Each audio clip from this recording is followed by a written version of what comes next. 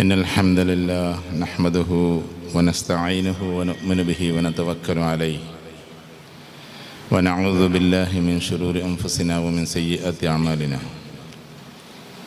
من يهده الله فلا مضل له ومن يضلله فلا هادي له ونشهد أن لا إله إلا الله وحده لا شريك له ونشهد أن محمدًا عبده ورسوله أرسله بالهدى ودين الحق ليظهره على الدين كله ولو كره المشركون. أما بعد، اللهم ألهمنا مراشد أمورنا وأعذنا من شرور أنفسنا ومن سيئات أعمالنا. اللهم ألهمنا مراشد أمورنا وأعذنا من شرور أنفسنا ومن سيئات أعمالنا.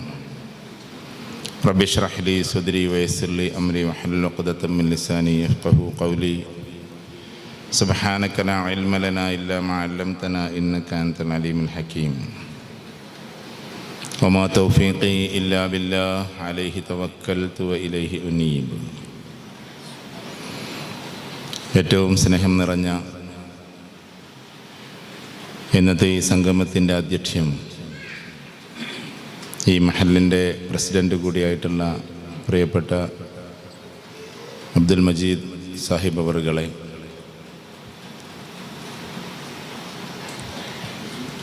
പ്രിയങ്കരനായ ഉസ്താദ്, എവിടെയൊക്കെയോ വെച്ച് പരിചയപ്പെട്ട പ്രിയപ്പെട്ട അസ്ഹരി സാഹിബ്,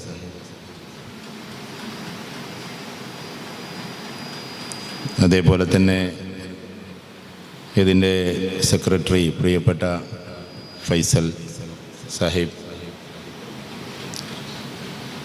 എൻ്റെ പ്രിയങ്കരനായ സുഹൃത്ത്, ഒരുപാട് കാലങ്ങളായിട്ടുള്ള ബന്ധം, ഗൾഫ് നാടുകളിൽ നിന്നാണ് ആ ബന്ധം, കുറേ വർഷങ്ങളായി വലിയ സുഹൃത്ത് ബന്ധം നിലനിർത്തുന്ന പ്രിയങ്കരനായ സുഹൃത്ത് മൊയ്ൻ സാഹിബ്,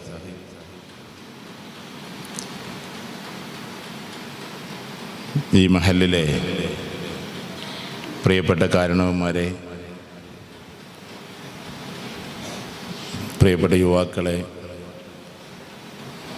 ഏറ്റവും സ്നേഹം നിറഞ്ഞ സഹോദരിമാരെ, വലിയ പ്രതീക്ഷയായിട്ടുള്ള പ്രിയപ്പെട്ട യുവാക്കളെ, ഭാവിയിലെ വലിയ പ്രത്യാശയായിട്ടുള്ള പ്രിയപ്പെട്ട വിദ്യാർത്ഥി സുഹൃത്തുക്കളെ, മഹല്ല് സംഗമം റബീഇൽ, പുണ്യ റബീഇൽ പരിപാടികൾ നടക്കുന്നതിനോടനുബന്ധിച്ച് ഇങ്ങനെ ഒരു കുടുംബസംഗമം നടക്കുന്നത് പല മഹല്ലിലും ഇന്ന് സാർവത്രികമായി മുന്നോട്ട് പോയിക്കൊണ്ടിരിക്കുകയാണ്. സാധാരണയായി റബീഉൽ അവ്വൽ 12-13 ദിവസങ്ങളിലൊക്കെ ഞങ്ങളൊക്കെ ഒരു കുട്ടിക്കാലം പേടി കൂടാതെ പ്രസംഗിക്കാനും ആളുകളുടെ മുമ്പിലൊക്കെ പ്രത്യക്ഷപ്പെടാനും ഏറ്റവും വലിയ പരിശീലന കളരി റബീഉൽ അവ്വൽ പരിപാടികളാണ്. എന്നെ സംബന്ധിച്ചിടത്തോളം മദ്രസയിലൊക്കെ പഠിക്കുന്ന കാലഘട്ടത്തിൽ റേഞ്ച് തലത്തിൽ പലതിലും ഫസ്റ്റൊക്കെ കിട്ടിയ ഒരാളാണ്. അത് 5ാം ക്ലാസ്സിലെ പരീക്ഷയിലായാലും ഇംഗ്ലീഷ്, ഉറുദു, അറബിക്, മലയാള പ്രസംഗത്തിലായാലും പിന്നെ അല്പസ്വല്പമൊക്കെ ഗാനങ്ങളിലൊക്കെ ആയാലും അന്ന് കിട്ടൽ കുറേ ബക്കറ്റുകളും അതേപോലെ തന്നെ അങ്ങനത്തെ കുറേ സാധനങ്ങൾ, വീട്ടാവശ്യ സാധനങ്ങളാണ്. അന്നിങ്ങനെ ഈ മൈക്കിനൊക്കെ കാണുമ്പോൾ ഒരു പേടിയാണ്. അതുകൊണ്ട് മൈക്കിലേക്ക് മാത്രം നോക്കിയിട്ടാണ് പ്രസംഗിക്കുക, ആളുകളൊന്നും നോക്കൂല, പേടിയുണ്ട്. ഏതായിരുന്നാലും അങ്ങനെ കുറേ കാലങ്ങളായി നമ്മുടെ കുട്ടികളുടെ പരിപാടിയും ഉസ്താദുമാരുടെ പ്രഭാഷണങ്ങളുമൊക്കെ നടപ്പിലാക്കിക്കൊണ്ടിരുന്ന ഒരു കാലം, അത് തുടർന്നു കൊണ്ടിരിക്കുന്ന ഒരു കാലത്ത് മഹല്ല് എങ്ങനെയൊക്കെയാണ് കുടുംബപരമായും മഹല്ലിൻ്റെ അടിസ്ഥാനത്തിലും എങ്ങനെയാണ് ശാക്തീകരിക്കേണ്ടത് എന്നതാണ് ഇന്നിവിടെ വിഷയമായി വന്നിട്ടുള്ളത്. പ്രിയപ്പെട്ട മൊയ്തീൻ സാഹിബ് വളരെ മനോഹരമായി സ്വാഗത ഭാഷണം നടത്തി. മുഴുവൻ കേൾക്കാൻ എനിക്ക് സാധിച്ചിട്ടില്ല, അവസാന ഭാഗമാണ് ഞാൻ കേട്ടത്. അപ്പോൾ ഈ പരിപാടികൾക്കിടയിൽ ഒരു കുടുംബസംഗമം എന്തിനാണ് നടത്തുന്നത് എന്ന ചോദ്യത്തിന് ഏറ്റവും പ്രധാനമായി നമ്മൾ മനസ്സിലാക്കേണ്ടുന്ന കാര്യം, കുടുംബം ഇങ്ങനെ ശിഥിലമായി കൊണ്ടിരിക്കുകയാണ്. നമ്മൾ അറിയുന്ന കാര്യങ്ങളുണ്ട്, നമ്മൾ അറിയാത്ത കാര്യങ്ങളുണ്ട്. അറിയുന്ന കാര്യം, ചില മക്കളിൽ അനുസരണ കുറഞ്ഞു വരുന്നു. മാതാപിതാക്കളോട് അവർക്കുള്ള ഇമോഷനും അറ്റാച്ച്മെൻറ്റും പാഷനും ഒക്കെ കുറഞ്ഞു വരുന്നു. കമ്പാഷൻ, കാരുണ്യമൊക്കെ കുറഞ്ഞു വരുന്നു. അതോടൊപ്പം തന്നെ സ്വാഭാവികമായും മക്കൾക്ക് വിവാഹം കാര്യങ്ങളൊക്കെ ആലോചിക്കുമ്പോൾ അവരതിൽ വഴിതെന്നി മാറുന്നു. ചില വിവാഹം കഴിച്ചിട്ടുള്ള കുട്ടികൾ വളരെ പെട്ടെന്ന് ഒരു റിവേഴ്സ് അർത്ഥത്തിൽ ചില തീരുമാനങ്ങൾ എടുക്കുന്നു. ഇങ്ങനെ കുറേ ശിഥിലീകരണം നമ്മൾ സ്വാഭാവികമായിട്ടും കാണും. എന്നാൽ നമ്മൾ കാണാത്ത ചില കാര്യങ്ങളും കൂടി അതിൻ്റെ അന്തർധാരയിൽ നടക്കുന്നുണ്ട്. അതിലൊന്ന്, ഞാൻ പേടിപ്പിക്കുകയല്ല, ഒന്ന് എത്തീസം വേറൊരു ലെവലിലൂടെ അങ്ങനെ വളർന്നുകൊണ്ടിരിക്കുകയാണ്. തീസ്റ്റുകളാണ് നമ്മൾ. തീസ്റ്റ് എന്ന് പറഞ്ഞാൽ വിശ്വാസി എന്നാണ്. എത്തീസ്റ്റ് എന്ന് പറഞ്ഞാൽ വിശ്വാസമില്ലാത്തവരെന്നാണ്. അപ്പോൾ സംഭവം തീസ്റ്റിനൊരു ചേർത്ത് കൊടുത്തിട്ടുള്ളൂ അവർ. പക്ഷെ അത് ഭയങ്കര സ്ട്രോങ് ആയിട്ട് നടന്നുകൊണ്ടിരിക്കുകയാണ്. അതോടൊപ്പം കുട്ടികൾക്കിടയിൽ ഭയങ്കരമായ കൺഫ്യൂഷൻസ് നടന്നുകൊണ്ടിരിക്കുകയാണ്. എത്രമാത്രം മഹലിൻ്റെ അധികൃതരും ഉസ്താദുമാരും അത് തിരിച്ചറിയുന്നു എന്ന് എനിക്കറിഞ്ഞുകൂടാ.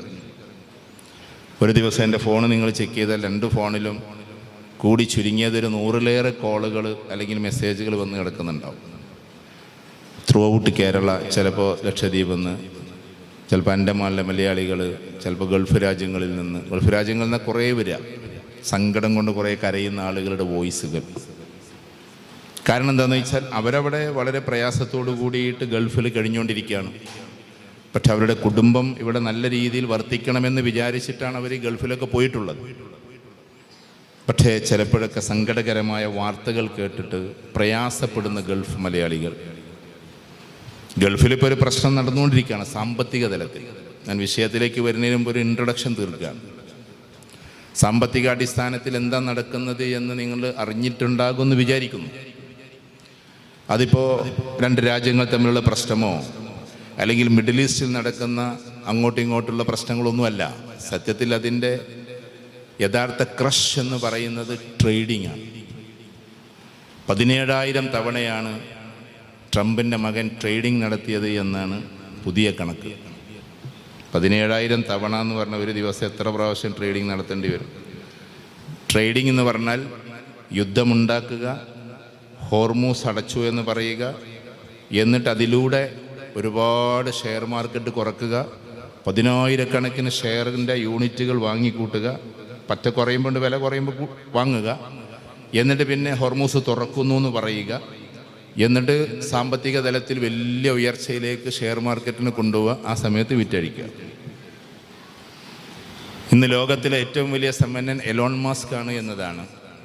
എലോൺ മാസ്ക് എന്ന് പറയുന്ന ആളുടെ കൂടെയല്ല ട്രില്യണർ എന്ന് പറഞ്ഞാൽ, ഇപ്പം ഇതുവരെ ബില്യണേഴ്സ് എന്ന് നമ്മൾ പറഞ്ഞിരുന്നു, ഇപ്പം ട്രില്യണേഴ്സ് എന്നുള്ള വാക്കായി. ആദ്യത്തെ ട്രില്യണർ ശരിക്കും പറഞ്ഞാൽ എലോൺ മാസ്ക് ആണ്. അപ്പം ആ ആളുടെ പൊസിഷനിലേക്ക് വളരെ പെട്ടെന്ന് എങ്ങനെ കയറാമെന്ന് ആലോചിച്ചിട്ടാണ് ട്രംപ് മകനെ വെച്ചിട്ട് ഈ കളി കളിക്കുന്നത്. ഇതറിയുന്നവർ ആര് എന്ന് ചോദിച്ചാൽ ഒരു 10% ആൾക്കാർ മാത്രമേ ഉള്ളൂ, അങ്ങനെ ബിസിനസ്സിലും ട്രേഡിങ്ങിലൊക്കെ കളിക്കുന്നവർ.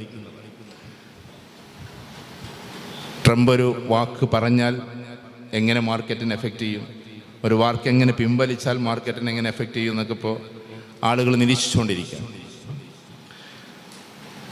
അപ്പോൾ ഈ 17,000 തവണ എന്ന് പറഞ്ഞാൽ അത്രയും ട്രേഡുകൾ, ആയിരക്കണക്കിന് ട്രേഡുകൾ ഒരു ദിവസം നടന്നുകൊണ്ടിരിക്കുകയാണ്. അതിൻ്റെ സാമ്പത്തിക സുഭദ്രതയിലേക്ക് അവർ പോയിക്കൊണ്ടിരിക്കുകയാണ്. പക്ഷെ നമുക്കെന്തറിയാം, ഇവിടെ ഇരിക്കുന്ന നമ്മളെപ്പോലെയുള്ള ആളുകൾ ഒരുപാട് തളർച്ചയിലേക്ക് പോകുന്നു, കച്ചവടങ്ങളൊക്കെ ഇല്ലാതെയാകുന്നു, ഗൾഫിലെ റൂൾസൊക്കെ മാറിക്കൊണ്ടിരിക്കുന്നു. ഒരു കൂട്ടർക്ക് വലിയ കച്ചവടം, മറ്റൊരു കൂട്ടർക്ക് എല്ലാറ്റിൻ്റെയും തകർച്ച. ഇതിൻ്റെ ഇടയിൽ നമ്മുടെ കുടുംബത്തിൻ്റെ അലൈൻമെൻറ്റ് തെറ്റുന്നുണ്ട്. ഈ ലോകത്തിൽ സമ്പത്ത് കൊണ്ടല്ല എല്ലാം എന്ന് പറയുമെങ്കിലും മനുഷ്യൻ്റെ പകുതിയിലേറെ ആവശ്യങ്ങളും പൈസയുമായി ബന്ധപ്പെട്ട കിടക്കുന്നു. സാമ്പത്തികം വേണ്ട, അതൊന്നുമല്ല കാര്യം നടത്തുന്നത് എന്ന് നമ്മൾ പറഞ്ഞാലും സത്യത്തിൽ നമ്മുടെ എല്ലാ പ്രശ്നങ്ങളും ഒരു പകുതി, ഒരു 50-52% കിടക്കുന്നത് എവിടെ തന്നെയാണ്? സാമ്പത്തികത്തിൽ തന്നെയാണ്. അപ്പം ആ സാമ്പത്തികം ഇങ്ങനെ ചുരുങ്ങി പോകുമ്പോൾ നമ്മൾ അതിനെക്കുറിച്ച് ശ്രദ്ധാലുക്കളല്ല. ഞാനൊരു വലിയ പ്രസംഗമല്ല പറയുന്നത്, ചില കാര്യങ്ങൾ പറയുന്നു. ഉദാഹരണത്തിന് നമ്മുടെ നാട്ടിൽ ഗൾഫ് മേഖലയാണ്, ഈ പ്രദേശമൊക്കെ ഒരു ഗൾഫ് മേഖലയാണ്. ഗൾഫിലുള്ള ആൾക്കാർ ഇവിടെ ഉണ്ടാവും, പോയി വന്നവരുണ്ടാവും, പോകാനുള്ളവരുണ്ടാവും, ഇപ്പോൾ അവിടെ ഉള്ളവരുണ്ടാവും. അപ്പോൾ ഈ ഒരു തലത്തിൽ നമ്മളിപ്പോൾ സാമ്പത്തികപരമായ ഒരു പ്രശ്നം അവിടെ നമുക്ക് തുടങ്ങാം. ഇതെങ്ങനെ ടാക്കിൾ ചെയ്യേണ്ടതെന്ന് നമുക്കറിയുന്നില്ല. അപ്പം അത് കുടുംബത്തിലെ മറ്റൊരു ഭാഗത്തെ ബാധിക്കുന്നു. ഫോർ എക്സാമ്പിൾ, നമ്മൾ കച്ചവടക്കാരായ ആളുകൾ കുറച്ചൊക്കെ, അല്ലെങ്കിൽ അങ്ങനെ ഗൾഫുകാരായ ആളുകൾ മക്കൾ അധികമൊന്നും പഠിപ്പിക്കേണ്ടതില്ല, വേഗം കച്ചവടത്തിലേക്ക് ഇറക്കാം എന്നുള്ളൊരു ചിന്തയിലേക്ക് പോകുന്നു. വിദ്യാഭ്യാസത്തിൻ്റെ പരിമിതി അത്രക്ക മതി എന്നുള്ളൊരു ചിന്തയിലേക്ക് പോകുന്നു. സത്യത്തിൽ കച്ചവടത്തിൻ്റെ പല മുഖങ്ങളിൽ വിദ്യാഭ്യാസം ഉണ്ടായാലുള്ള മുഖം വേറെയാണ്. അത് നമുക്ക് മനസ്സിലാക്കാൻ പോകുന്നേ ഉള്ളൂ. ഒരു ഉദാഹരണം പറഞ്ഞുതരാം. നിങ്ങൾ ചിലപ്പോൾ ഒരു സ്റ്റോറി കേട്ടിട്ടുണ്ടാവും. ഒരു പിതാവ് ഓരോ 1,00,000 ദിർഹം വീതം 3 മക്കൾക്ക് കൊടുക്കുകയാണ്. 1,00,000 ദിർഹം എന്ന് പറഞ്ഞാൽ ഏകദേശം 25 ലക്ഷം രൂപ കുട്ടിക്കും. എല്ലാവരോടും പറഞ്ഞു, കോഴിയുമായി ബന്ധപ്പെട്ട ബിസിനസ് ചെയ്യണം, കോഴിമുട്ടയുമായി ബന്ധപ്പെട്ട ബിസിനസ്. ഒരാൾ എന്ത് ചെയ്തു? ആ 25 ലക്ഷം രൂപക്ക് വലിയ കൂട് വാങ്ങിച്ച്, കുറേ കോഴികളും വാങ്ങിച്ച് അയാൾ കച്ചവടം തുടങ്ങി. അങ്ങനെ ഡെയിലി അയാൾക്ക് കിട്ടുന്നത് ഏകദേശം 1000-2000 കോഴിമുട്ട വിൽക്കലാണ്. അപ്പോൾ കിട്ടുന്നത് എത്രയാണ്? ഒരു 1500-2000 രൂപയാണ് അയാൾക്ക് കിട്ടുക. രണ്ടാമത്തെ ആൾ എന്ത് ചെയ്തു എന്ന് ചോദിച്ചാൽ, കോഴിമുട്ട വിൽക്കുന്ന കമ്പനിയുമായി ബന്ധപ്പെട്ടിട്ട് എല്ലായിടത്തും 1 ലക്ഷം രൂപ എന്ത് ചെയ്തു? അഡ്വാൻസ് കൊടുത്തു. എന്നിട്ട് എന്ത് ചെയ്തു എന്ന് പറഞ്ഞാൽ, 25 സ്ഥലത്തുനിന്നും കോഴിമുട്ട കുറേശ്ശെ കൊണ്ടുവന്നിട്ട് എല്ലാവർക്കും ഡിസ്ട്രിബ്യൂഷൻ നടത്തി. അയാൾക്കൊരു ദിവസത്തിൽ കിട്ടുന്ന വരുമാനം ഏകദേശം ഒരു 10,000-20,000 രൂപയാണ്. കാരണം അയാൾ കുറച്ചും കൂടി എഡ്യൂക്കേറ്റഡ് ആണ് ആ കാര്യത്തിൽ. രണ്ടും കോഴിമുട്ട കച്ചവടം തന്നെയാണ്. മൂന്നാമത്തെ ആൾ ഹൈലി എഡ്യൂക്കേറ്റഡ് ആയതുകൊണ്ട് അയാളുടെ പാറ്റേൺ മാറി. അയാൾ എന്ത് ചെയ്തു എന്ന് പറഞ്ഞാൽ, ആ 25 ലക്ഷം രൂപയ്ക്ക് ഒരു സോഫ്റ്റ്വെയർ ഉണ്ടാക്കി. വേറെ കോഴിമുട്ട കച്ചവടം ചെയ്യാനൊന്നും നിന്നില്ല, സോഫ്റ്റ്വെയർ ഉണ്ടാക്കി. ലോകത്തിൽ എവിടെയൊക്കെയാണ് കോഴിമുട്ട അവൈലബിൾ, എവിടെയാണ് വില കുറവ്, എവിടെയാണ് ഇതിൻ്റെ സ്കാസിറ്റി, എവിടെയാണത് കൊടുക്കേണ്ടത്, എവിടെ നിന്നാണ് കിട്ടാൻ എളുപ്പം, ആ സോഫ്റ്റ്വെയർ ഇങ്ങനെ നെക്കിക്കഴിഞ്ഞാൽ സാധനം വന്നു പോകുന്നൊരവസ്ഥയെത്തി. അയാളുടെ വരുമാനം ഒരു ദിവസം 2-3 ലക്ഷം രൂപയാണ്. എഡ്യൂക്കേഷനോട് കൂടിയിട്ട് വിദ്യാഭ്യാസം ചെയ്യുമ്പോഴും അതില്ലാതെ വിദ്യാഭ്യാസം ചെയ്യുമ്പോൾ ഒരു പ്രശ്നമല്ല. ഞാനൊരു ഉദാഹരണം പറഞ്ഞതാണ്. ഇപ്പോൾ ഈ ഉള്ളിയേരി ഭാഗത്ത് പല ആൾക്കാർക്കും, അല്ലെങ്കിൽ നാദാപുരം ഉള്ളിയേരി ഭാഗങ്ങളിലൊക്കെ ധാരാളം ഈ ചായ കച്ചവടങ്ങളൊക്കെ ഉണ്ടാവും. ഇവിടെ പുറത്ത് അല്ലേ, കഫ്റ്റേരിയ അല്ലെങ്കിൽ വെജിറ്റബിൾ ഷോപ്പുകൾ. അപ്പോൾ ആ ഷോപ്പുകളിലൊക്കെ ഇഡലിയും വടയും വിൽക്കുന്നുണ്ടാവും. ഞാൻ ബിസിനസ് ക്ലാസ് എടുക്കാൻ വന്നതല്ല കേട്ടോ, കുടുംബം ഇവിടെ നിന്ന് തുടങ്ങാമെന്ന് വിചാരിച്ചിട്ടാണ്. അത് സ്റ്റേബിളായ കുറച്ചും കൂടി കാര്യങ്ങൾ എളുപ്പമാണ്. അപ്പോൾ ഈ ഇഡലിയും വടയും വിൽക്കുക എന്നുള്ള ലോകം അറിയാം നമുക്കൊക്കെ. നമ്മൾക്ക് ഇഡലിയും വടയും ഡെയിലി വിൽക്കുന്ന ആൾക്കാർ ഈ കൂട്ടത്തിലുണ്ടാവും. ഒരു ഡെയിലി ഒരു 10,000-5,000 രൂപക്ക് കച്ചവടം ചെയ്യുന്ന, അല്ലെങ്കിൽ 15,000 രൂപക്ക് കച്ചവടം ചെയ്യുന്ന ആൾ. പക്ഷെ എൻ്റെ ഒരു സുഹൃത്തുണ്ട്, നിങ്ങൾക്കൊക്കെ അറിയാവുന്ന ആൾ, എല്ലാവരും സുഹൃത്തായിരിക്കും, ID മുസ്തഫ എന്ന് പറയും. അദ്ദേഹം NITയിൽ നിന്ന് M.Tech കഴിഞ്ഞു, IIM-ൽ നിന്ന് MBA കഴിഞ്ഞു. ഇന്ത്യയിൽ ഏറ്റവും ടോപ്പ് 2 സെൻറ്ററിൽ നിന്ന് PG കഴിഞ്ഞു. എന്നിട്ട് ഇതേ ഇഡലിയും വടയും തന്നെ മൂപ്പരും കച്ചവടമാക്കിയത് ആദ്യത്തെ കൊല്ലം തന്നെ 5,000 കോടി ക്രോസ് ചെയ്തു. അയാൾ NIT കഴിഞ്ഞ് IIM കഴിഞ്ഞിട്ടാണ് ഈ പണി പഠിക്കുന്നത്. നമ്മളെപ്പോലെ 10ാം ക്ലാസ്സും കുസ്തിയും കൊണ്ടല്ല ഈ സാധനത്തിന് നിന്നത്. അപ്പം ഞാൻ പറഞ്ഞു വരുന്നത്, വിദ്യാഭ്യാസം എന്ന് പറഞ്ഞാൽ അത് ഡോക്ടർ ആവാൻ, എഞ്ചിനീയർ ആവാൻ, കളക്ടർ ആവാൻ, സയൻറ്റിസ്റ്റ് ആവാൻ എന്നാണ് നമ്മുടെ ധാരണ.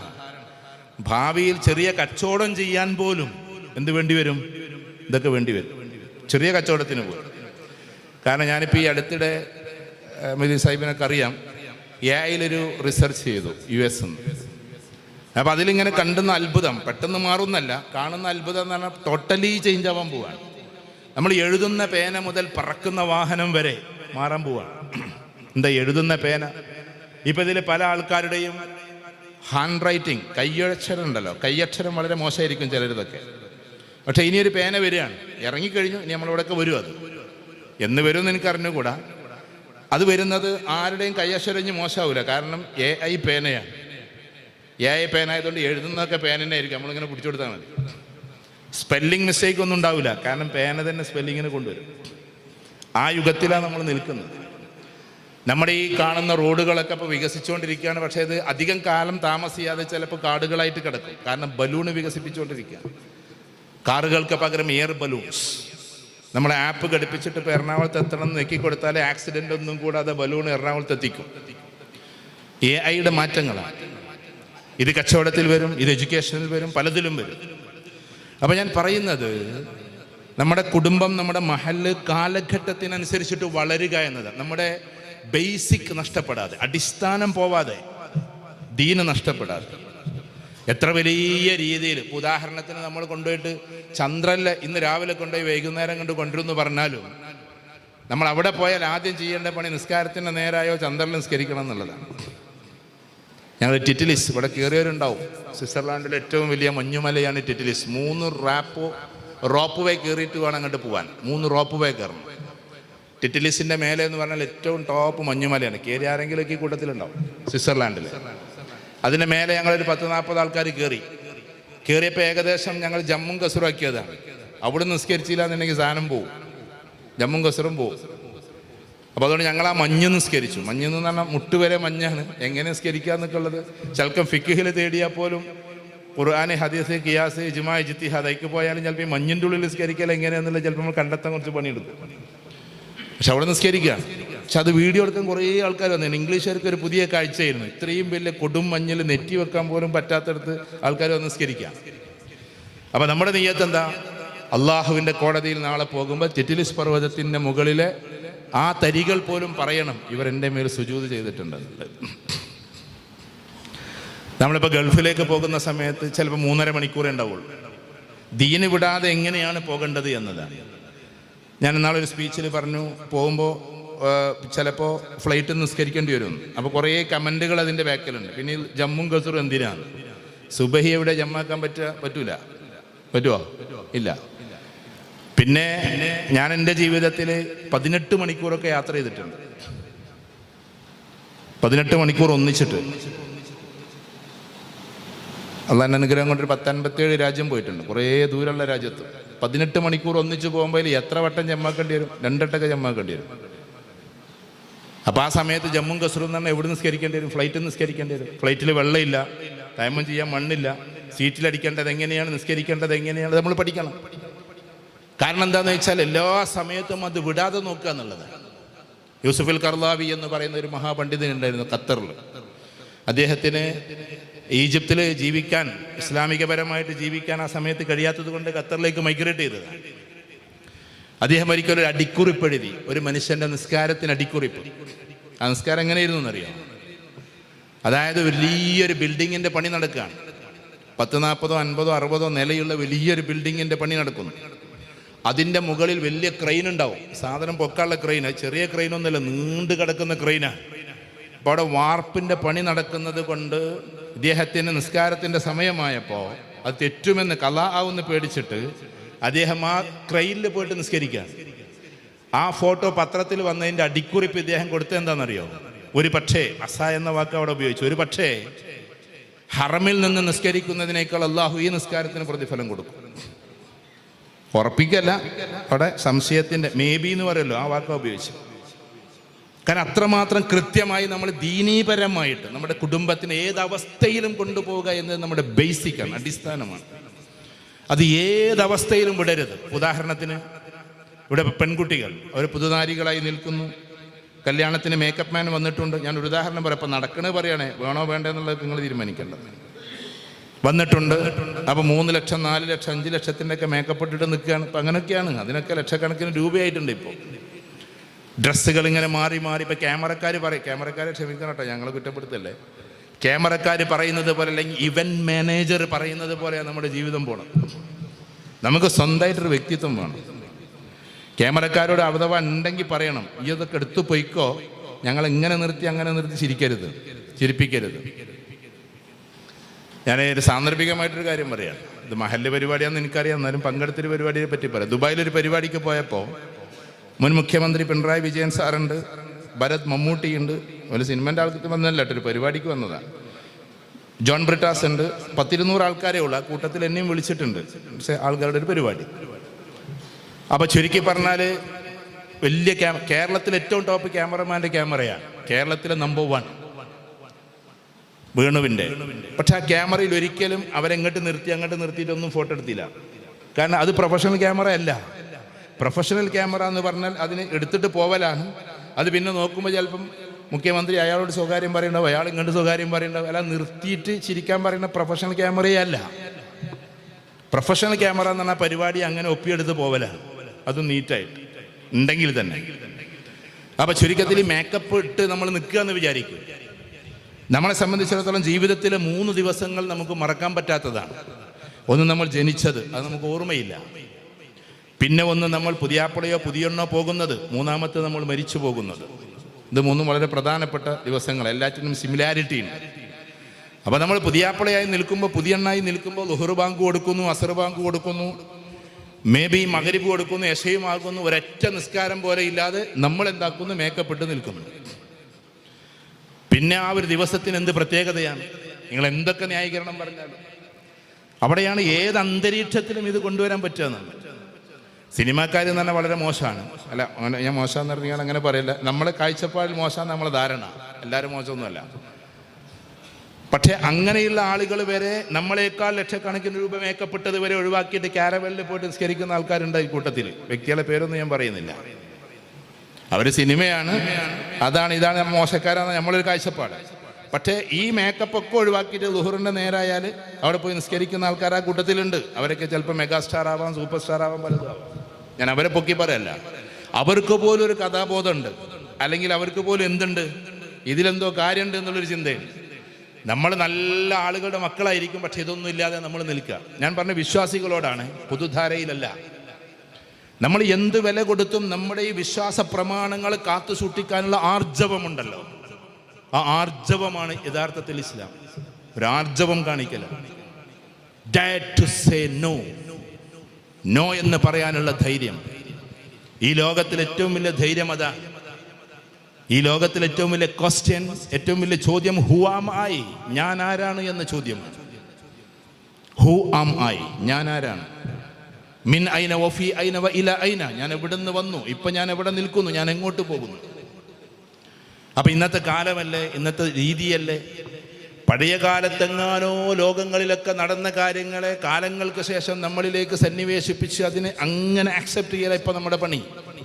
ഫോർ എക്സാമ്പിൾ, ഒരു ഉദാഹരണം പറഞ്ഞാൽ, ഏകദേശം 70 വർഷം മുമ്പ് മരിച്ചുപോയ ഒരു സ്ത്രീയുടെ പേരാണ് എന്ത്, മരിയ മോണ്ടിസോറി. അതൊരു പെണ്ണിന്റെ പേരാണ്. 70 വർഷമായി അവർ മരിച്ചിട്ട്. അവര് 70 വർഷം മുമ്പേ കൊണ്ടുവന്ന് ഡെവലപ്പ് ചെയ്തൊരു സാധനത്തെയാണ് ഇപ്പൊ നമ്മൾ പഠിച്ചുകൊണ്ടിരിക്കുന്നത്, മോണ്ടിസോറി സിസ്റ്റം സ്കൂളിൽ. അത് കുഴപ്പമില്ല, നല്ലതാണ്, കുട്ടികളുടെ സ്കില്ല് ഡെവലപ്പ് ചെയ്യാം. അപ്പൊ 70 വർഷം മുമ്പേ ഉണ്ടായ ഒരു സാധനമാണ് നമ്മൾ എന്താക്കുന്നത്, ഇപ്പൊ പഠിച്ചുകൊണ്ടിരിക്കുന്നത്.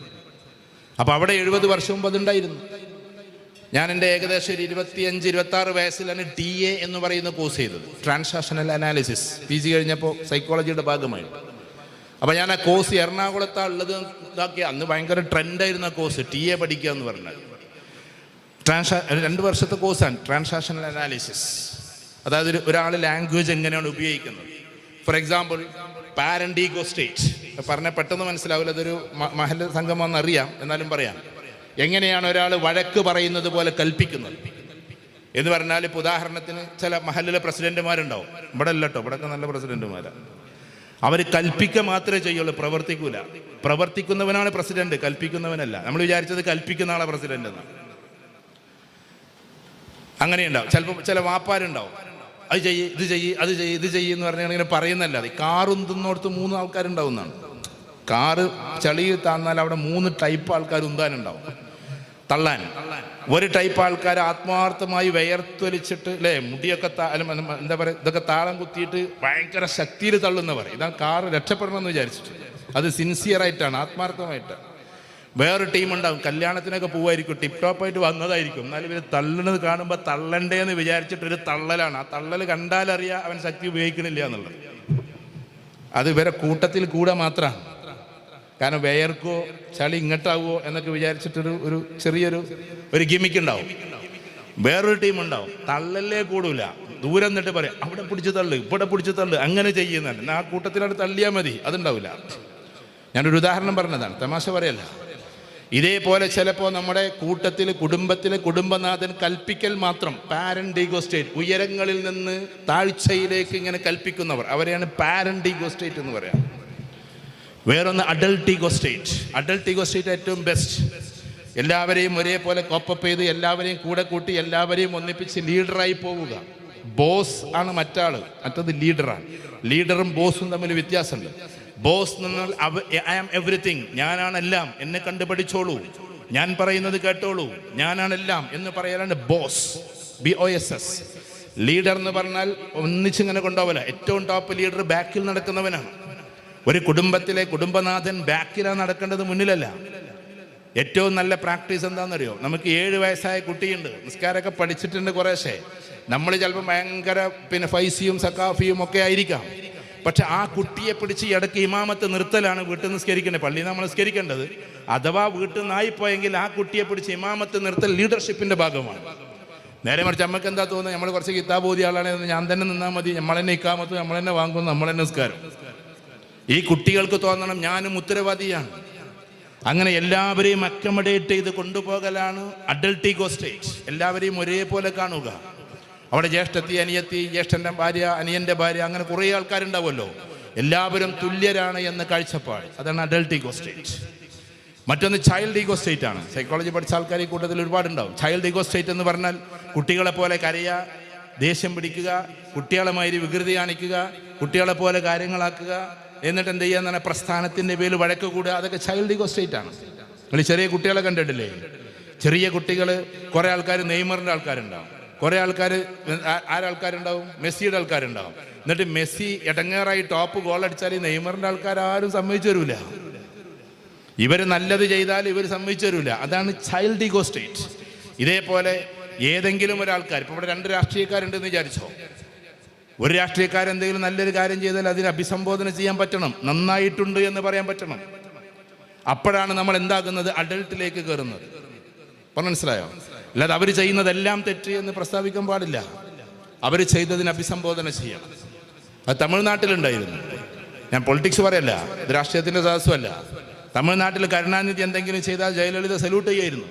ഓർമ്മയുണ്ടോ നിങ്ങൾക്ക്? ആ പൊളിറ്റിക്സ് പഠിച്ചാൽ മനസ്സിലാവും. അതേമാതിരി തന്നെ കരുണാനിധി എന്തെങ്കിലും ചെയ്താൽ ജയലളിത എന്തെങ്കിലും കൊണ്ടുവന്നാൽ കരുണാനിധി എന്താക്കുമായിരുന്നു? ഉഷാറായിട്ടുണ്ടെന്ന് പറയുമായിരുന്നു. കാരണം അവരുടെ കൾച്ചർ, കാരണം ടോട്ടൽ ഡെവലപ്മെൻറ്റ് അവർ നോക്കുക, സംസ്ഥാനത്തിൻ്റെ ഡെവലപ്മെൻറ്റ്. നമ്മളെ നാട്ടിൽ എങ്ങനെയാണെന്ന് വെച്ചാൽ എല്ലാവരും ഉണ്ടാവുന്നില്ല കേട്ടോ, ഞാൻ അതുകൊണ്ട് പറയാണ്. നമ്മളെ നാട്ടിൽ ഒരാൾ K റെയിൽവേ കൊണ്ടുവരും, മറ്റൊരാൾ Z റെയിൽവേ കൊണ്ടുവരും. രണ്ടും ഒന്ന് തന്നെയാണ് സാധനം. എന്നിട്ട് അത് പൊളിച്ചതുണ്ടാക്കും. അവസാനം അതും നഷ്ടം, ഇതും നഷ്ടം. ഏതെങ്കിലും കൊടുന്നാണ് തുടർന്നാൽ മതി. രാഷ്ട്രീയമല്ല ഞാൻ പറയുന്നത്. കാരണം അതൊരു ചൈൽഡ് ഈഗോ സ്റ്റേറ്റ് ആണ്. ആര് കൊണ്ടുവന്നതും സമ്മതിക്കാൻ പാടില്ല എന്ന ചൈൽഡ് ഈഗോ സ്റ്റേറ്റ്. അപ്പം ചുരുക്കി പറഞ്ഞാൽ എന്താണ് ഡെവലപ്മെൻറ്റ് എന്ന് അനലൈസ് ചെയ്തിട്ട് വേണമെങ്കിൽ കോപ്പപ്പ് ചെയ്യാം, കൊളാബറേറ്റ് ചെയ്യാം. അതിനാണ് കൊളാബറേഷൻ എന്ന് പറയുന്നത്. അപ്പം ഞാൻ പറഞ്ഞു വരുന്നത്, മഹല്ലിൽ നമ്മളിവിടെയുള്ള ഈ ഒരു ഇരുത്തത്തിൽ, നമ്മുടെ വീട്ടിൽ ഉപ്പയുണ്ടാകും, ഉപ്പാപ്പയുണ്ടാകും, ചിലപ്പോൾ എളാപ്പയുണ്ടാകും, മൂത്താപ്പയുണ്ട്, ആരൊക്കെയുണ്ടോ ആ കുടുംബത്തിൻ്റെ പശ്ചാത്തലത്തിൽ അവരെല്ലാം ഒരുപോലെയാണ് എന്ന് ചിന്തിക്കലാണ് അഡൾട്ട്. പക്വമായ തീരുമാനം എടുക്കുന്ന ആളുകൾ. അങ്ങനെയുള്ള ആളുകളെ വിജയിക്കും. ഒരു കുടുംബം എന്ന് പറഞ്ഞിട്ടുണ്ടെങ്കിൽ വിശുദ്ധ ഖുർആനിൽ വീട് എന്ന് പറയുന്നതിന് പ്രധാനമായും ഉപയോഗിച്ചിട്ടുള്ളത് 3 വാക്കുകളാണ്. പല വാക്കുകളുണ്ടെങ്കിലും 3 സാധാരണയായിട്ട് ഉപയോഗിക്കുക. പല വാക്കുകൾ എഴുതി വെച്ചിട്ടുണ്ട്. അതിലൊന്ന് ദാറ് എന്നുള്ള വാക്കാണ്. ദാരിസ്സലാം, ദാറുസ്സലാം എന്നൊക്കെ പ്രയോഗമുണ്ട്. അള്ളാഹു ദാറുസ്സലാമിലേക്ക് വിളിക്കുന്നു. യദൂ ഇലാ ദാരിസ്സലാം, ഇങ്ങനെ കുറെ നമുക്ക് കാണാം. ആ ദാറ് എന്ന് പറഞ്ഞതൊക്കെയും ആഖിറത്തിലെ ഭവനങ്ങളാണ്, ആഖിറത്തിലെ വീടുകളാണ്. അതിൻ്റെ രീതി എന്ത്, അതിൻ്റെ വ്യാപ്തി എന്ത്, അതിലെ സന്തോഷം എന്ത്, അതിൻ്റെ ആനന്ദ പരമാനന്ദ സായുജ്യ നിർവൃതി എന്ത്, ഇതൊന്നും നമുക്കറിഞ്ഞുകൂടാ. വി കാൻ പ്രിഡിക്റ്റ്, നമുക്കൊരിക്കലും ഊഹിച്ച് കണ്ടെത്താൻ പറ്റുന്നതല്ല. അതൊരു വല്ലാത്തൊരു ലോകമാണ്. അതുകൊണ്ട് അതിനെ ദാറ് എന്ന് വിശുദ്ധ ഖുർആൻ വിളിച്ചു. എന്നാൽ കേവല വീടുകളെ, സാധാരണ വീടുകളെ ബൈത്ത് എന്ന പ്രയോഗം പ്രയോഗിച്ചു. ബൈത്ത്. ഏറ്റവും വലിയ രസം, ചിലന്തിയുടെ വലക്കും അള്ളാഹു ഉപയോഗിച്ചത് ബൈത്ത് എന്ന വാക്കാണ്. ബൈത്തുൽ അങ്കബൂത്ത് അല്ലെങ്കിൽ ബുയൂത്തുൽ അങ്കബൂത്ത്, ചിലന്തിയുടെ വല. അതൊരൊറ്റ കൊള്ളി കൊണ്ടുകൊണ്ട് തകർക്കാൻ പറ്റും. ബിക്കോസ് ദാറ്റ് ഈസ് കൺസ്ട്രക്റ്റീവ്, അത് നിർമ്മാണാത്മകമാണ്. بذكر الإله وتصفو